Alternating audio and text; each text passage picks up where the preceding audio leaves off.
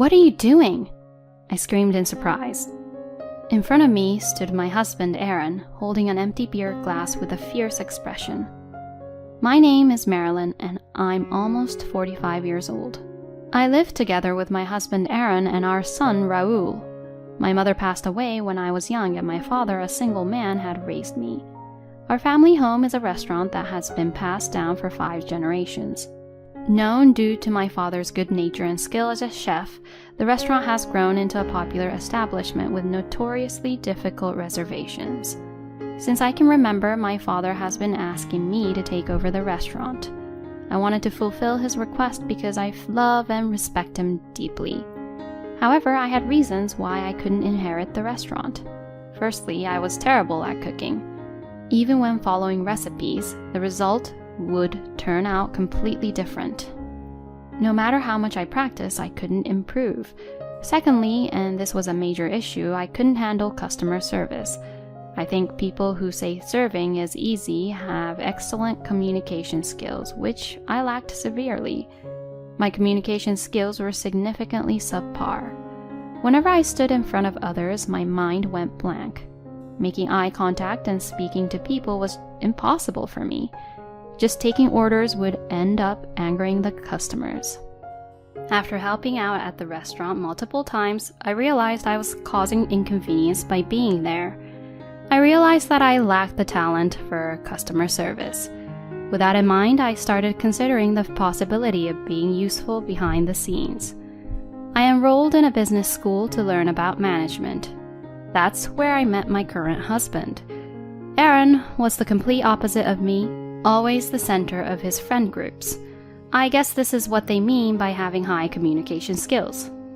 I always watched Aaron from afar with this thought in mind. Being socially awkward, I was naturally alone at university, but I didn't mind.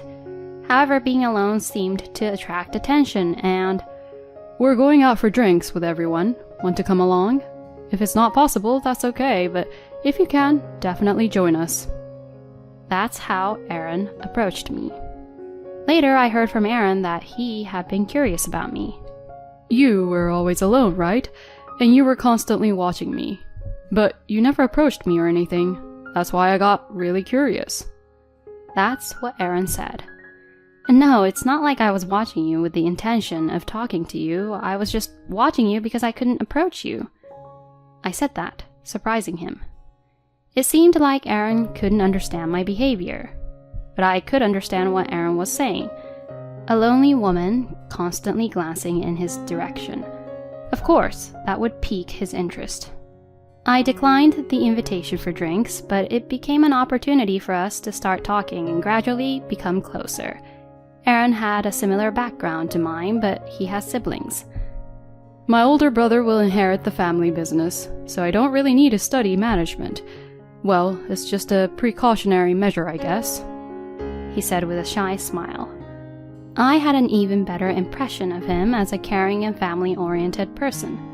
Aaron would talk about anything, so I also became comfortable sharing my thoughts. Naturally, I revealed that my family runs a restaurant and that I would eventually have to inherit it, along with my concerns about it. Aaron, having learned about my worries, "I'll help. I'm good at customer service that you struggle with, so I can assist you," he said. "Huh? Really? So does that mean you'll become my husband?" I blurted out those words unintentionally. "Yeah, I intended it as a proposal," Aaron said with a laugh. That became the starting point of our relationship. After we started dating, Aaron helped out at my family's restaurant, as he promised. He had a laid-back side, but his strong communication skills and reliability attracted me, and that's why I decided to marry him. We were happy when our child was born, but that happiness didn't last long. One day, my father suddenly collapsed. "He has about 6 months left." When the doctor informed us of that, my mind went blank. But I didn't have time to grieve. Should I keep the restaurant open without my father, the head chef? "If possible, could you continue operating the restaurant for the sake of the customers? My situation wouldn't matter to those who have made reservations." My father, looking worn out, said that to me, and I was troubled about what to do. I'll open the restaurant in his place, so Marilyn, stay by your father's side. With a strong tone, Aaron said those words. My father was surprised. Is it okay? It'll be a great help. The current chefs are all capable of doing the work. The quality of the food won't decline. Aaron, thank you. I'm counting on you. My father said repeatedly, bowing his head to Aaron. Suppressing the urge to cry, I also thanked Aaron multiple times.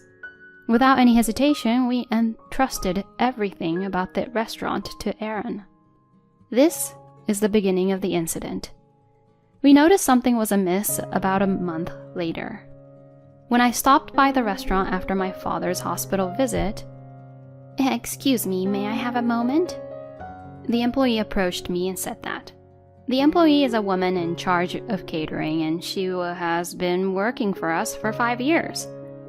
You're the person who came in as a substitute for the head chef, and you're acquainted with the owner, right? By any chance, are you aware of the complaints from the other chefs? She said awkwardly. Acting head chef, I had never heard of such a thing. This comes as a surprise. Wait, a substitute? We didn't bring in any substitutes. My father told me that the current chefs can handle everything, even in the absence of the head chef. I said this in surprise. I can't believe it. He's been here for a month already. He was supposed to take over as the head chef, but he hasn't done any work at all. Please verify it with your own eyes. She said that and bowed her head before returning to work. What on earth is going on? My mind was filled with question marks. I don't suspect Aaron, but I can't ignore the voices from the employees. I have to confirm it somehow. The next day, I immediately informed Aaron that I would be going to the hospital and decided to sneak a peek into the kitchen. When I secretly went to observe, I was faced with a sight that was beyond belief. Hey, you guys, bring me some beers. I could hear Aaron's voice saying that. Just make some random snacks. It seemed like Aaron's friend was saying that. The two of them were using the chefs as their servants and doing whatever they pleased since morning. Drinking alcohol in the kitchen, my father would have been furious if he saw that. Suppressing my surprise and anger, "What are you doing?" I calmly asked, as soon as Aaron saw me. The hospital. Why? He panicked and was flustered. I had some errands and stopped by. Who is this person, by the way? And what have you been doing since morning? I asked, and Aaron seemed to resign himself. My friend lost his job, you see, so I wanted to help him out, and he came to assist for a little while, he explained. Next to Aaron, his friend looked awkward, lowering his head. But to drink alcohol in a place like this? I was speechless and appalled by Aaron and his friend's thoughtless behavior. Their actions were shocking, especially considering the trust I had placed in Aaron. However, causing a scene in the restaurant was out of the question. I sighed and said, "I'll ask for more details later, so take your friend and leave." With those words, I kicked them out of the restaurant. In Aaron's absence, I apologized to the chefs and employees. Then I went to the hospital and explained the situation to my father. What? They're interrupting the preparations and having a drinking party? They're really taking advantage. He was infuriated, as if he were about to storm in and confront them. "I'm sorry, Dad." I kept apologizing repeatedly, and in response, "There's no use being angry now. More importantly, Marilyn, are you okay?" He showed concern for me, having been betrayed by Aaron. His kindness made tears uncontrollably stream down my face. As I discussed the future with my father, our visiting time came to an end. Am I going to talk to Aaron now? I can't forgive him so easily. What should I do? With those thoughts weighing heavily on my mind, I made my way home with a heavy heart. Hey, Mom, you're alone? My son, who had arrived home earlier, said with surprise. "Yeah, I'm alone, but why are you asking?" I replied. Dad left just a while ago. I thought he went to pick you up. I even made dinner for everyone. Raoul said with a troubled expression. My son Raul is skilled in cooking and attends culinary school. Whenever he has time, he cooks meals for the family. I'm really hungry already. Why don't we eat together first? I acted cheerfully. Honestly, I felt relieved that Aaron wasn't there because I didn't want to see his face. While having a meal with my son, Mom, how's Grandpa's condition? Since I have no school tomorrow, can I go to the hospital with you? My son asked, and we made a promise to go to the hospital together. My son, who adores his grandfather, had been diligently visiting him in the hospital. Talking to my kind son seemed to cleanse my heart. From that day on, I didn't run into Aaron. I was busy taking care of my father and work, and when I returned home, it was already late at night, so I would quickly fall asleep out of exhaustion. On the other hand, Aaron would come home, but I had no idea where he went or what he was doing. I realized that Aaron was avoiding me, but I was too busy to do anything about it, and as months passed without finding time to talk to Aaron, my father passed away. As soon as the funeral was over, I was overwhelmed with deep sadness and became completely worn out. In that state of lethargy, Aaron took the initiative and acted in my place. Despite avoiding each other until now, there were so many things I wanted to say to Aaron all of a sudden, but I couldn't find the energy to say them. Mom, I'll help out at the shop. Take some time to relax. My son spoke up. That's right, leave the shop to me and Raul. Aaron also chimed in, but I coldly replied, I'm sorry, but I can't entrust it to you. Aaron chuckled with a smirk and said, I understand, but isn't it worrisome to rely only on Raul? I won't do the same things as before. I won't go into the kitchen, he said. Certainly, I couldn't entrust the shop solely to my student son, but I had no choice but to seek help from Aaron, who was still part of our family. So, temporarily, I entrusted the management of the shop to Aaron. Little did I know that this decision would become the biggest mistake of my life. They say people change with money, and Aaron's transformation was evident for all to see. Suddenly, his appearance became flashy, and he started going out for drinks frequently, using business as an excuse. He would come home drunk in the early hours of the morning. When I would reprimand them, he replied, Shut up! Building connections with fellow professionals is also about attracting more customers. It's absurd for you to complain when I'm doing it for the sake of your shop, he retorted, getting defensive. But things have been strange lately. Even the clothes you're wearing now, all of them are branded. I pointed out his careless spending. Listen, you can't represent a long-standing establishment looking shabby. I'm considering the brand image of your shop. With a sigh that showed his annoyance, Aaron continued. If you don't pay attention to these things, you'll go under, he said. Those words left me exasperated. My father managed to run the shop successfully without dressing up like that, I replied. Then Aaron, Huh? Your father is just a chef. He's a novice when it comes to running a business with cooking as his only skill, he said, belittling my father. Aaron pulled a beer out of the fridge and poured it into a glass. Do you even understand the current situation? I'm working in your place, you know. Instead of complaining, you should be grateful, he said, looking down on me. Are you serious? I asked. Just think about it. When you were involved in running the business, you couldn't have this kind of lifestyle, right? I have a better sense of management. I feel sorry for your father, too. He couldn't enjoy himself before he passed away. Saying that, Aaron laughed and gulped down the beer. Watching him, all the blood drained from my head. I felt a rage so intense that my vision darkened. Sense of management? Cut it out already. I've been handling the bookkeeping for a long time, so I'm well aware of the business situation. Where on earth is all this disposable income coming from?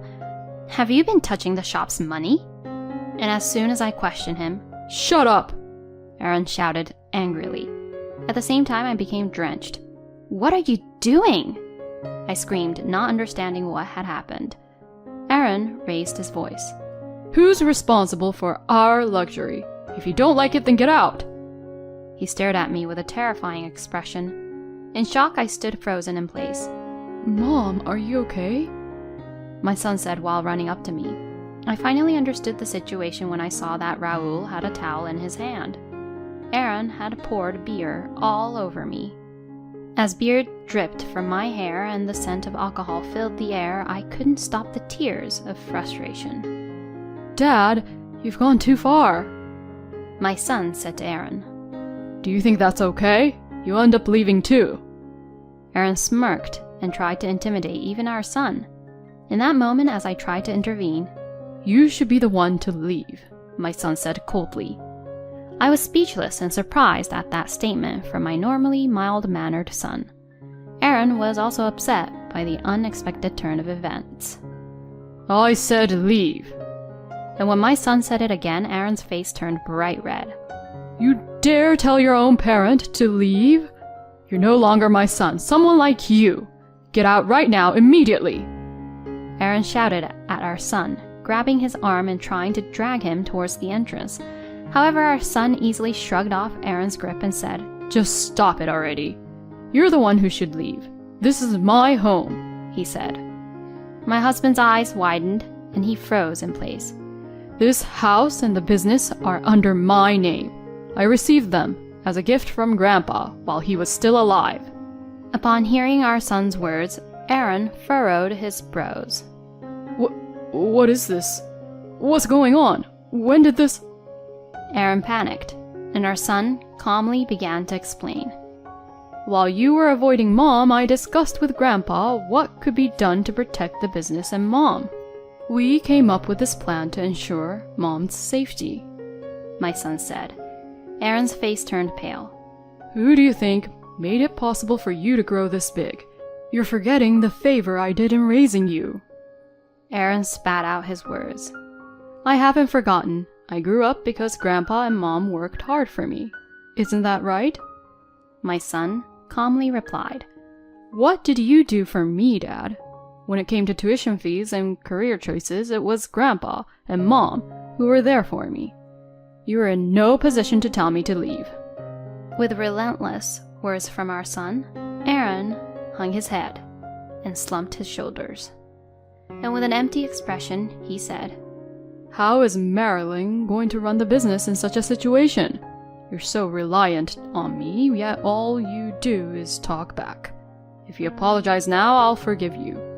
Come on, apologize quickly. He was pressuring us to apologize. Apologize? I was perplexed, but my son intervened. Mom, you don't need to apologize. It's Dad who should apologize. Mom, stay strong. His words snapped me out of it. You're right. I'm not in a state where I should apologize anymore. Saying that, I handed over a document.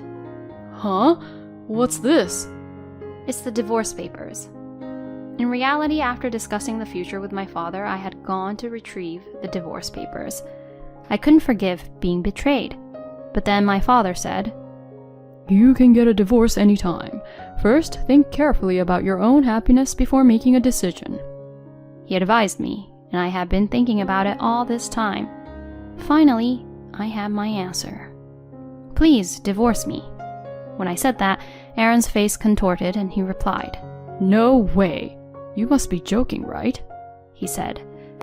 She's not the kind of woman who jokes about something like this. Aaron, you know my mom's personality better than anyone, right?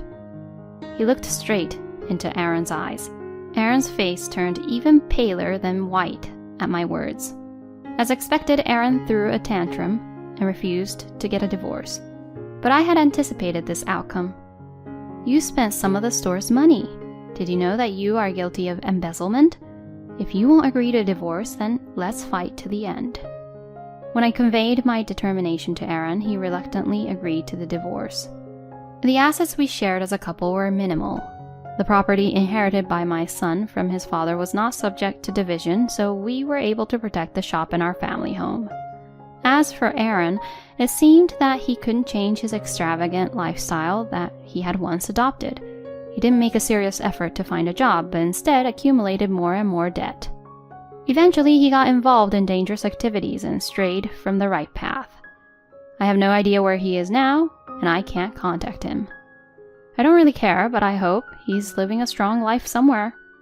As for me, I have been helped by my son, employees, and customers around me. Thanks to them, I have managed to keep going. It's painful that things I thought wouldn't change have indeed changed, but I've come to understand that change is inevitable. It's through change that people can grow. With that in mind, I'm working hard on improving my weak point, which is customer service. I learned the hard way that relying on others for customer service resulted in a painful experience. I'll use that lesson to guide my future. From now on, I won't run away from things I can't do. I'll face them head on.